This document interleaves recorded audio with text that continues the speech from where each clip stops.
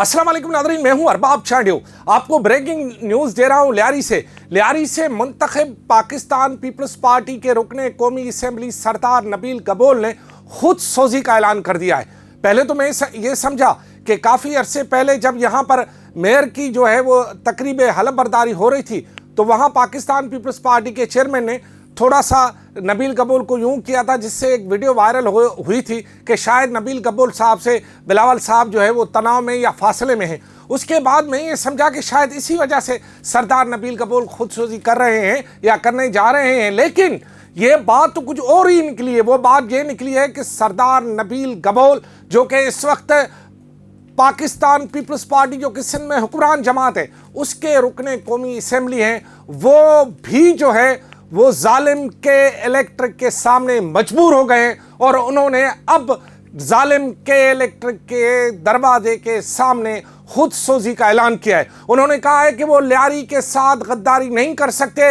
लियारी के अवाम ने 40 साल से उसे पाला है, अब वो लियारी के अवाम के लिए कुछ भी कर सकते हैं। और उन्होंने कहा है कि अब बहुत सारी तमाम तर मिन्नतें और जो है जदोजहद के बावजूद लियारी के अवाम को बिजली मौसर ना होने की वजह से अब सरदार नबील ने वो खुद सोजी का ऐलान किया है। और इस खुद सोजी के ऐलान की वजह से सरदार नबील गबोल के इर्द गिर्द जो लोग हैं वो बड़ा परेशान हो गए, क्योंकि सरदार नबील ने ये कहा है कि अब आखिरी हल यही है कि मैं जो है वो के इलेक्ट्रिक के सदर दरवाजे के सामने खुद सोजी कर लूँ, क्योंकि वो अब इन जालिम के इलेक्ट्रिक के सामने बेबस हो गए। आइए पहले वो क्या कहते हैं वो सुना दूं, फिर मैं आपके पास आता हूं।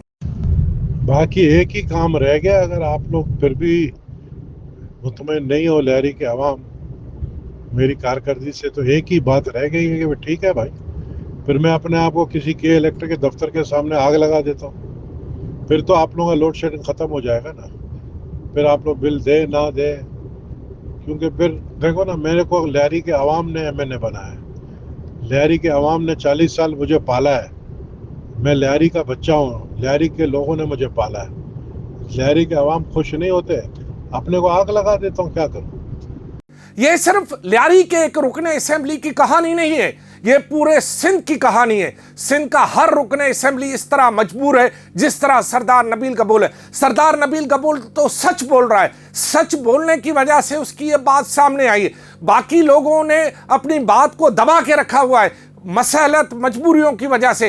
ये जालिम के इलेक्ट्रिक जो है इसके बारे में पहले ही MQM के रहनुमा मुतालबा कर चुके हैं कि जिस तरह भारत के खिलाफ ऑपरेशन किया गया था इसी तरह का ऑपरेशन के इलेक्ट्रिक के खिलाफ किया जाए। लेकिन अब बात बढ़ रही है, अब लोग जो है वो तंग आ गए हैं। अगर किसी के मुंतखब नुमाइंदा जिसको हजारों वोट मिलते हैं वो भी लियारी से अगर वो खुदसोजी पर मजबूर हो जाए या ये कहे कि अब मेरे पास आखिरी हल ये है, तो इसका मतलब क्या है कि कराची के अवाम इस वक्त इतनी गर्मी में बुलबुला उठे हैं, जल रहे हैं, पिस रहे हैं, उनका हाल ही नहीं है, चक्कर उनको आके आ रहे हैं, गिर रहे हैं। बहुत सारे लोग इस गर्मी की वजह से हॉस्पिटल में पड़े हुए हैं। इससे बेहतर है कि नबील गबोल दुरुस्त कह रहे हैं कि इससे बेहतर है कि लोग गर्मी के मारे मर जाएं, इससे बेहतर है कि उस इदारे के सामने ऐसा अमल किया जाए जिससे कम से कम लोग जो है वो उनको थोड़ी बहुत राहत तो मिले।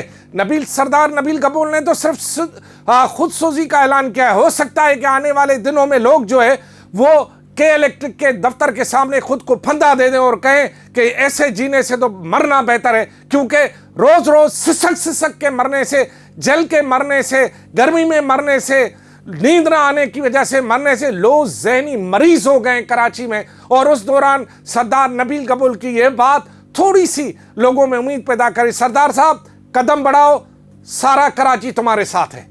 खुदा हाफिज।